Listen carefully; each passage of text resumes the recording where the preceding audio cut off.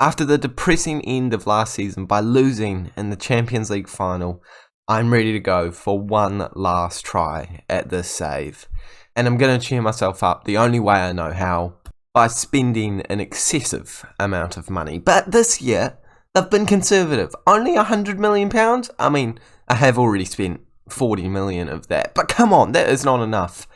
Maybe the theme of this year is going to be budget themed. But if this deal goes through for £210 million, I could quickly start spending around £500 million again this year. But realistically, I'm going to try and keep Haaland.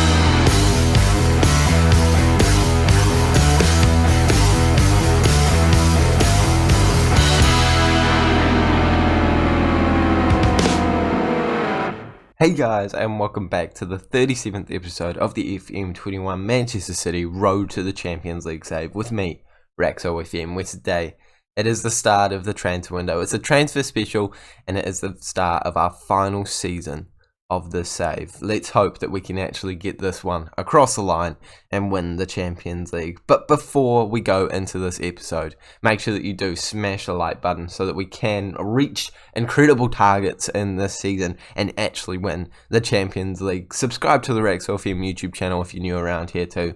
Can we please get 15 likes on today's episode? I aimed for that in the Champions League final. I'd be surprised if we get that, but this is a transfer special. This always racks in the views, and without any further ado, we're going to reveal the £40 million signing that we have made, and it is Luigi. I'm going to have to get better at saying that. Donnarumma. I'm pretty good at saying that last name. £44 million worth of value, 4.5-star current ability. This man is an absolute steal. 24 years of age. I think he's just taking us up the notch that we need in that goalkeeping spot to potentially go further and win the Premier League and the Champions League this year. Don't get me wrong, Ederson is great, but he did make a mistake in the FA Cup final. And since then, I've kind of thought to myself, maybe the grass is greener on the other side. So in comparison, they're both pretty good, but I don't know. I backed Donnarumma a wee bit more, and I think I might be selling Ederson because £50 million worth of value, 29 years of age. I wouldn't mind getting a wee bit of money for him, although he is kind of one of the most influential players in the team. So it might be a bit of a challenge, but I don't really need two world-class goalkeepers in the squad. Aside from that, we haven't done anything else transfer-wise that I can remember. We've taken a look at a couple of players and we've certainly identified some spots in the squad that we are looking to highlight. And those positions are ones that I can't remember because it's been quite a while since I last simulated in the save. I think that the positions that we want to highlight are potentially the central midfield again. Taking a look at the attack, don't get me wrong, Haaland, Mbappe and Ferran Torres are a pretty good combination, but you can always improve. I think the theme of this year is basically just trying to sign the best players we possibly can for the least amount of money, and that has already been evident by the fact that I've made some serious bids. Toni Kroos is coming in on a free, probably shouldn't have spoiled that one. Antony could be coming in for only £75 million, Orsolini for £30 million. We've also got Locatelli for £28 million, Upamecano coming in for potentially £66 million. You know, we're just trying to get people for as cheap as possible. Nothing's confirmed yet though. Of course, all of those deals could fall through, and we still have a lot of players on our transfer list as well that we are taking a look at. Bellingham, I'm taking a good look at. Fatty, I don't mind the look of. Felix, I like the look of as well. So yeah, anyone that is going to be a bit of a bargain is certainly going to be swooped up by me. But maybe I should be splashing the cash a wee bit less because we do only have £97 million for the first time. But I still back us. I still think we've got the drawing power that we need. I still think that we can improve the squad. We've got to sell some players though this year.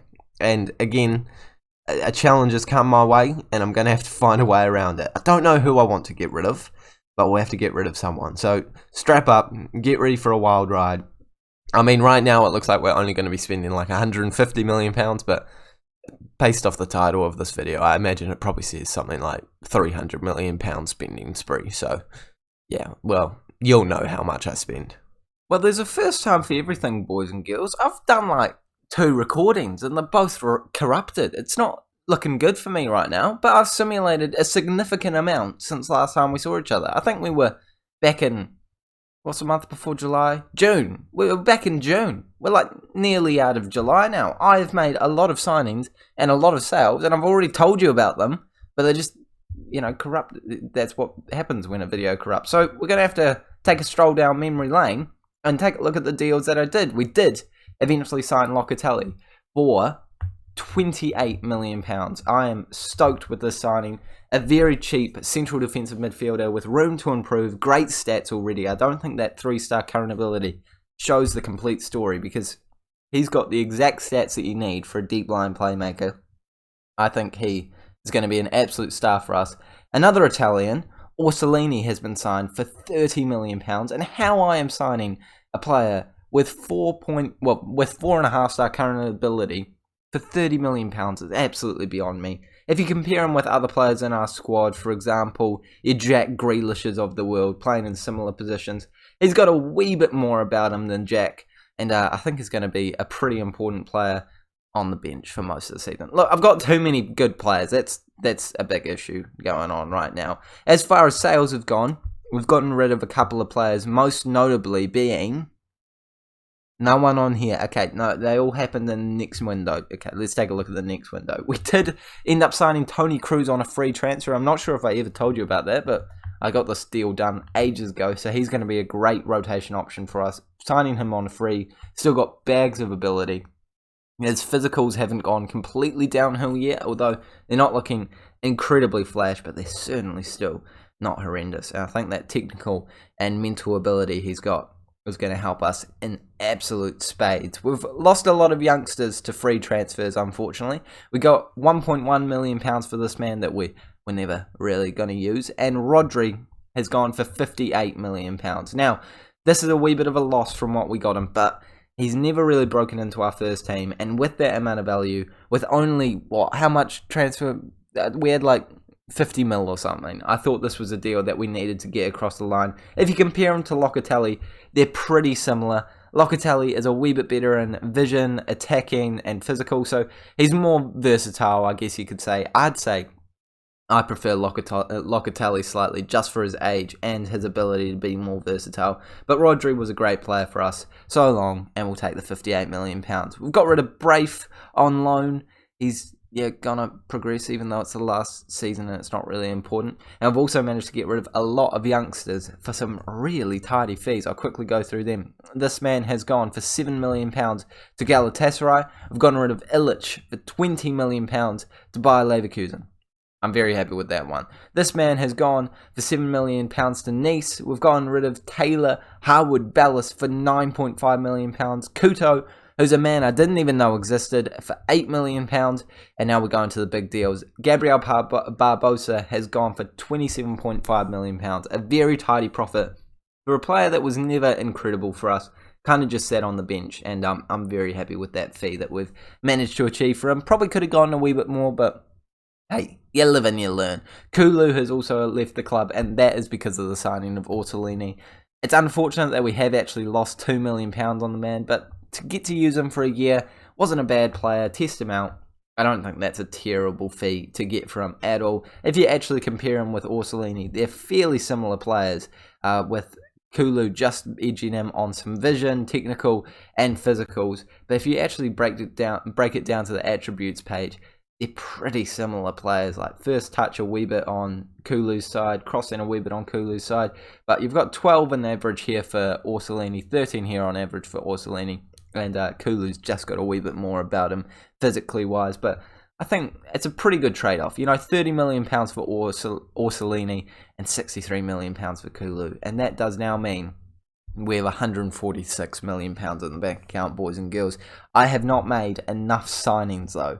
We have made some good sales, a lot of sales though, and I've really analysed the squad and kind of realised we have too many good players, in fact, actually. So I'm still trying to get rid of a couple of youngsters on loan, get their wages off the bill, and maybe even get rid of a couple more first-team players. But all the players that I desperately want to get rid of, apart from Ederson, have left the club. Unfortunately, no one really wants Ederson because Ederson doesn't want to leave the club at all, so kind of difficult to get rid of him when you've got that situation. And if you look at the squad, I'm offering them out. And if you look at the squad, there's no key places that actually need to be improved. So it's either sign the best players in the world, which by the way I already have, or don't make signings. Currently I'm going with the stance of don't make signings, but I'm trying, boys and girls, and we'll find some players to sign. At least now we have some money. Let's go spend it. How much time do we have until this Manchester United game? We've got about 2 weeks. I can make a sign-in that time. Well, guys, I do have to level with you. With the Community Sheild final coming up, we haven't quite done as many transfer deals as I would have liked. We've still made some deals, and we have made a sign-in, so at least I didn't lie to you boys. Let's see what we have done. Going from here down, we didn't actually sell any players, apart from Tommy Doyle. No, I thought we didn't sell any players, but we got rid of this man for £11.5 million. He's actually a decent player, but I just thought the money right now would be more useful than a man that we're realistically never going to use this season. And we've also brought in a youngster for just £1 million, and this is a steal because he is world class. I wish I could play some more years in the future because this guy would turn into an absolute world class central midfielder. Comes in for only £1 million from Colombia. Yeah, I think he's got a lot about him. You know, even statistically right now, he's not far away from starting for us, to be honest. He's really good. Can play with either foot. He's a wonder kid. Yeah, he's going out on loan though, so not going to see a whole lot of him. We're also just about to get this deal across the line as well. A right back option. He could be a really good player for the future as well. Maybe not right now, but again, just some pretty bland signings going on here.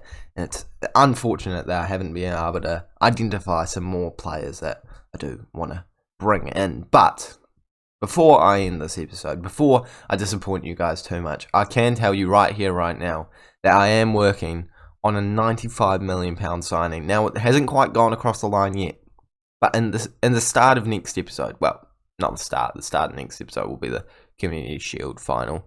So, some way into next episode, you'll find out who that £95 million signing is.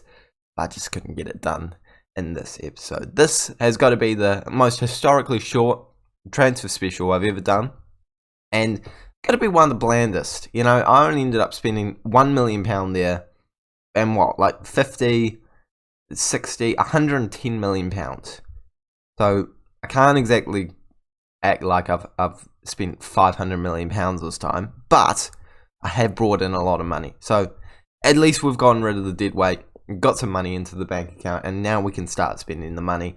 Just unfortunate that's happening after the transfer special. Thank you guys so much for watching this episode. If you have enjoyed it, make sure you do smash the like button, as well as subscribing to the Raxor FM YouTube channel so you don't miss the season that is coming your way. It's going to be a good one.